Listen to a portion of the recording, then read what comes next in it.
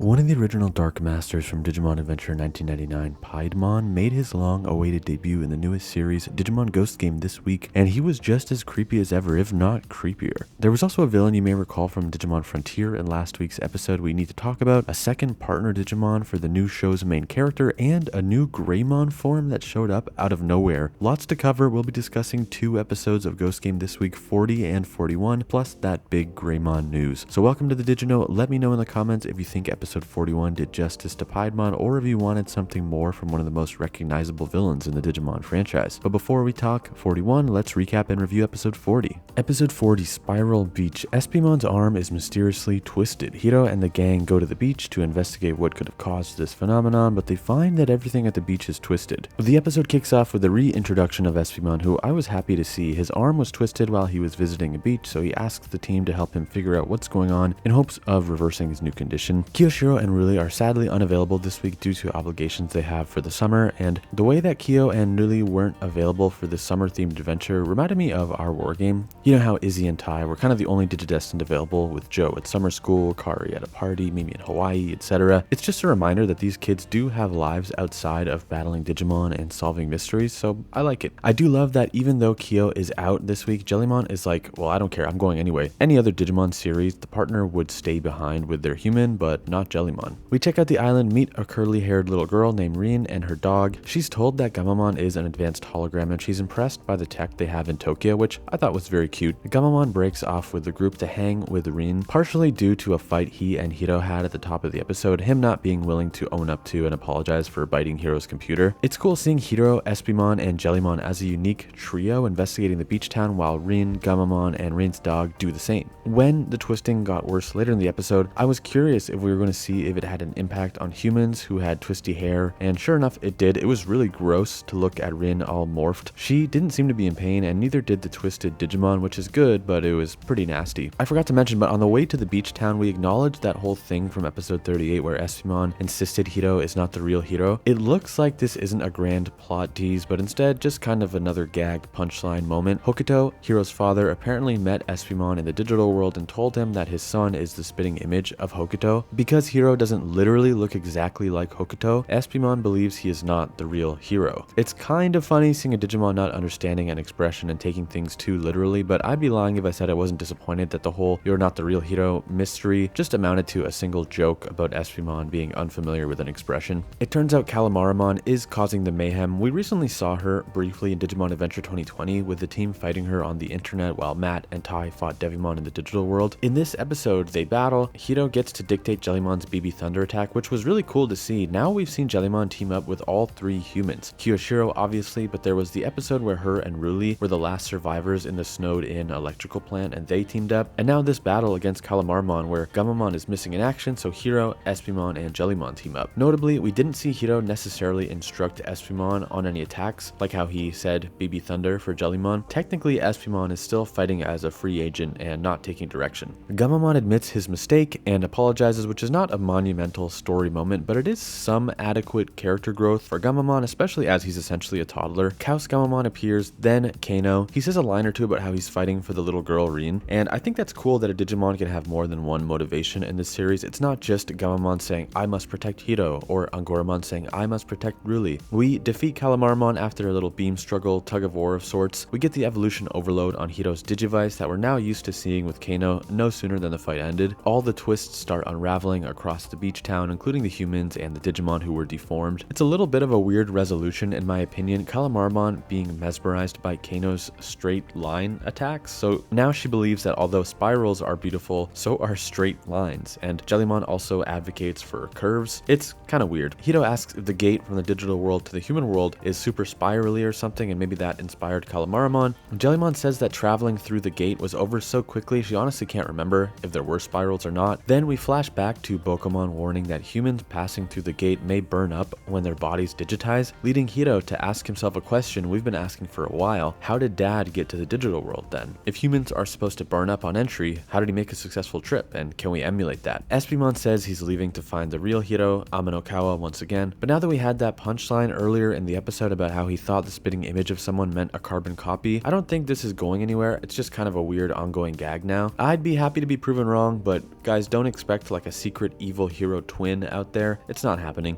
But then Piedmon is back in the very next scene at Hiro's dorm, so at least he's not entirely done after 2 episodes, which I'm happy about because I do like the character. But is he now a permanent or at least semi-permanent addition to the show? We'll see in episode 41, I suppose. 40 was a fun episode. Once again, I liked Hiro partnering up with other Digimon in the absence of the other humans. I liked Gamamon befriending Rin and having someone new to fight for. Piedmon's second showing was strong in my opinion. I really liked this character. Yes, I get a little frustrated when those things we were hoping would lead to a meaningful story kind of crumble, but I do genuinely enjoy sitting down every week to watch this charming, creepy, action-packed, and well-animated Digimon show, so it's hard for me to say this episode or Ghost Game in general are bad because the plot I personally wanted to see wasn't there this week. Before we talk about episode 41, there's also the surprising and random announcement of a new Digimon this week, a brand new variant of Greymon, Greymon Blue X Antibody. Digimon Web kind of just dropped this new Digimon, refused to elaborate, and exited the room, but they added a Blue X Antibody Greymon to the Digimon Encyclopedia with stunning art of the new monster and the following description. Greymon Blue is the virus type of Greymon with a black and blue body. Fiercer than Greymon, it's often referred to as a completely wild member of the species, but it's no lone wolf. It is cunning enough to work together with allies to achieve its goals. Its special move is Mega Flame, which involves breathing out an intense stream of flames from its mouth. Its special move Mega Flame gains enough explosive power to become Mega Burst, and it also gains the ability to slice its enemies with its razor tail. So there you go. Did they introduce this because it's coming to Ghost Game or another Digimon property in the near future? Perhaps. After all, Piedmon was introduced via dim cards a couple months before debuting in the animation, and since we have Black Agumon as an unresolved plot point and character related to Gulas Gamamon, who knows, maybe they dropped this encyclopedia entry of Blue Greymon X Antibody now because in the near future, Black Agumon will return and evolve into this new Greymon Blue. Just a theory, don't quote me on that. For now, let's just enjoy the newest member of the Greymon family.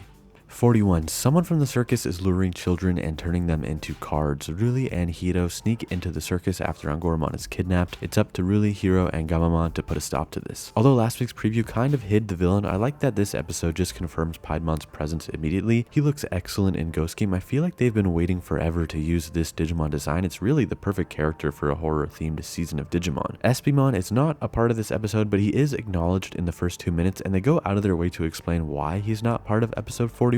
This is interesting. It's making it seem like he is in fact a series regular moving forward. Truly the wandering Digimon though, like he said in episode 38, no partner for him. He's just kind of doing his own thing, though he does I guess now hang out with the gang. 2 Digimon kidnap Angoramon and bring him to the circus. Mephismon is here alongside Piedmon. It's weird to see such a menacing Digimon in kind of a low stakes episode environment, as Mephismon is a pretty demonic and intense Digimon. These monsters who kidnap the kids are forcing the humans to put on a show for them at the circus, making a kid tightrope walk at a dangerously high level from the ground, and when he falls, he's turned into a card that Piedmon adds to his deck. Airdramon flies Ruli and the gang to the circus, kind of solidifying those two's relationship in my mind. Hiro has somewhat of a secondary Digimon partner now in Piedmon, and Ruli kind of has a secondary friendship going on with Airdramon. I wonder who Kiyoshiro will unite with, if anyone. Like, will he get a second Digimon the same way Ruli and Hiro have? Maybe Ryudomon, though they didn't really have any chemistry or banter together in episode 39 that I can recall. Let me know if you think Ryudomon will start coming back the same way Piedmon has been in the 3 episodes so far. After all, Piedmon and Ryudomon were both kind of buddies on that Ghost Game dim card pack in real life. Piedmon transforms Angoramon into a silent, stuffed animal-looking rabbit creature as Ruli and Hiro watch around from the sides in hiding, but they're immediately spotted though and forced into combat, with Betelgeumamon stepping up to take on Piedmon's lackeys. Ruli demands they free the humans and Angoramon, but Piedmon laughs, saying, quote, "The weak must obey the rules set by the strong in any world." Hiro and Betel battle the henchmen Digimon while Ruli steps up and challenges Piedmon to a card game. He claims to be the strongest Digimon in the room, but he's never tested his strength against a human before, so he's willing to take on Ruli, though in a card game, not in like a fist fight. It's very Yu-Gi-Oh, but also very Summer Wars, if you remember how that finale of that film wasn't just a fist fight with a big bad, but instead involved risking everything on a card game. If Ruli wins, then Piedmon will meet her demands, but if she loses, she'll be turned into a card like the other humans. Each of the cards they're playing with are former humans though, and every time Ruli goes to pick up a card, a child screams for help. It's super creepy. Great job, Digimon Ghost Game. Very inventive horror this moment in this episode. Long story short, without getting into the rules of the game, Ruli does win and Piedmon accepts his defeat without any funny business. Surprisingly, it seems Piedmon doesn't care to fight, but Mephismon is still furious, so we get a final action scene with Lamortmon appearing now that he's freed from the speechless form. Before things can get too intense though, Piedmon calls off Mephismon and frees the humans it turned into cards throughout the episode. Ruli tells Piedmon not to use humans for its games, and he repeats the line he said earlier that the strong set the rules, and since Ruli bested him, we will follow her command. Hito jokes that Piedmon can just buy a deck of cards from the store, which is decently funny. It would certainly be easier than kidnapping kids, making them perform circus tricks, watching them fail, and then transforming them into cards. As for the review portion, I'm a little torn on episode 41. The card game of chance component was kind of fun, solidifying SVmon's role in the show moving forward was nice, and seeing Ghost Game's creepy 2022 take on one of the most terrifying Digimon villains from my childhood, from Adventure 1999, that was nice, but I didn't love the way Piedmon was handled. This is a Digimon we all knew was coming to Ghost Game eventually. He was kind of teased with that Pennywise in the sewer reference in the opening animation for Ghost Game week over week. Personally, I don't know, I was hoping Piedmon would be more of a serious, overarching villain, more like his role as a Dark Master in Digimon Adventure 1999. To see him appear in such a small, one-off role, only to be bested and then fully reformed, all in 22 minutes, and all because a human beat him at a card game, it wasn't the Piedmon I had in mind, that's for sure. Even though Digimon reinvents itself every series, and we do generally respect that, I think there are certain characters you kind of have to treat with a lot of respect,